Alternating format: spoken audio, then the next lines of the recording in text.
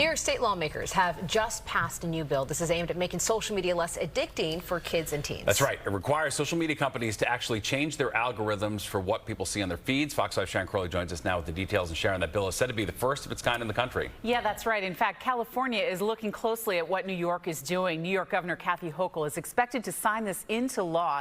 As you mentioned, it's aimed at protecting children, especially trying to curb their addictive habits on social media.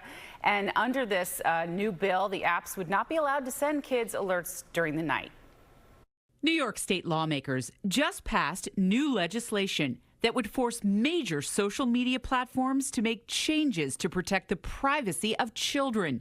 Instead of algorithms deciding what kids see, companies would be forced to display content to younger users in chronological order.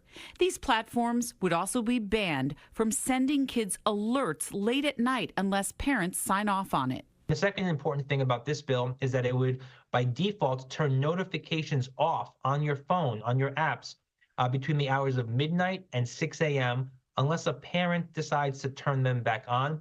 Because what we have found based on the research is that these notifications act as triggers that are meant to get us to engage back on the platforms again. New York State Senator Andrew Gounardes, who represents parts of Brooklyn, supports the so-called Safe Kids Act, which stands for Stop Addicted Feeds Exploitation for Kids Act. These algorithms are designed to be addictive.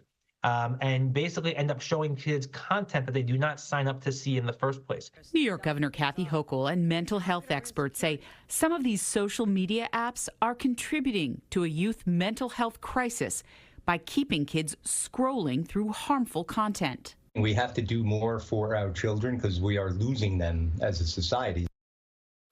Well, some social media companies have pushed back, lobbying hard against similar legislation in other states. As we mentioned, California also looking at similar measures. Social media apps claim the restrictions may violate the First Amendment. I'll send it back to you guys. Yeah, very interesting. All right, thanks, Sharon.